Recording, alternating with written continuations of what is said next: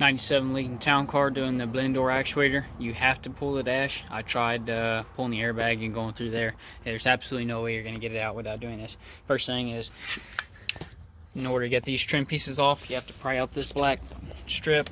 It has to be pulled out from the center first, not the ends. Pull it out from the center, and then because the ends have these little clips that go down under, it's got some Phillips screws. You only really need to remove the front couple to pull this up to be able to get this off. Do that on both sides. Top trim piece comes off. You do not have to mess with these, and there's a bunch of 5.5mm bolts that go into the dash across. There's only one electrical connector for the sun load sensor. Now go ahead and remove your glove box and then your airbag, but in order to get the airbag out, you have to pull off this trim piece here, and it just pops off. And it's got a couple of electrical connectors around here.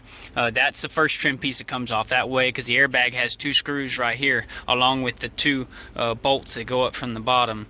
But you can't pull your airbag out still because of it has a piece of clip that goes under this bezel. Now on the internet, the video showed them just pulling this bezel off without removing the radio, but I don't know, it looks like it would be a tight fit because the radio is really tight in here and it's got these little 90-degree tabs.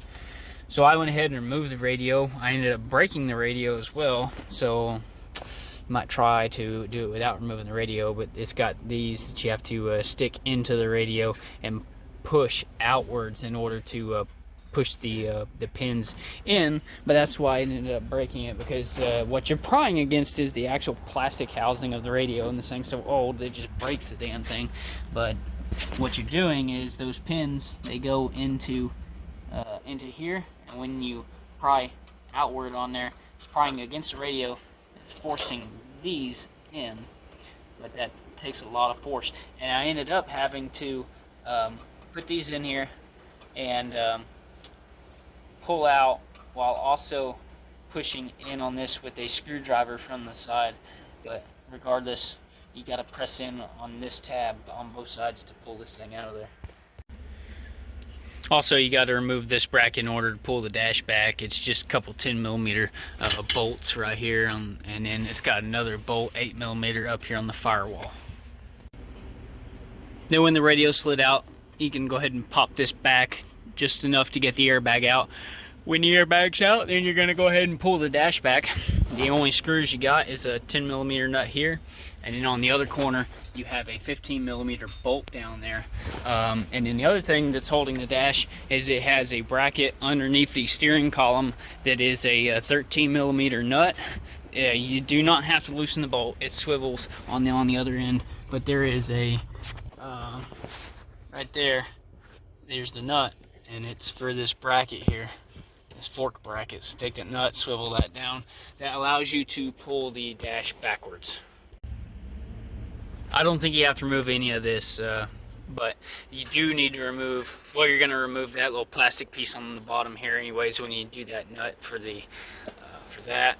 And then of course don't forget your plastic tray on the bottom over there. After that, then you can go ahead and hook up a ratchet strap up to the headrest and pull back the dash. But that's all I disconnected. The steering column and all that stuff is still connected. And I just grabbed it here up to the headrest and pulled it back that far. And that's it. And then once you get that, then you can go ahead and have access to remove this air duct. Now the air duct has a 5.5mm screw right here that you can't see, and then it's got a couple of screws on the back side here to remove. You can get the air duct out of there. Of course, this pops off with just one screw, the little vent. There's one screw, and it's got the little push tabs, so pop that off. Get your air duct out of there. Now you have access, and you can see where the actuator was. The actuator's held on with 4 screws. These two are pretty self-explanatory, but the ones towards the firewall, I had to cut that insulation out because there's like no room above the screw to get your tool on there. So with the insulation removed, you have just enough room to barely get your tool on there. And this tool helped on a couple of them with the 8mm, and then the rest of them I got with the bell end and then just a normal wrench. But what I also did is I took the air belt sander and I ground the tit off of the actuator. See this? I ground that off because before it was sticking like way up here. And it's just a piece of square plastic, and it's not needed for anything. It makes getting these two bolts out a lot harder. Also did the same to the new one, so it'll go in there a lot easier. As you can see, it's not hollow, it's solid plastic. Just add to the note, this is for the automatic AC control. It's not dual zone, single zone automatic.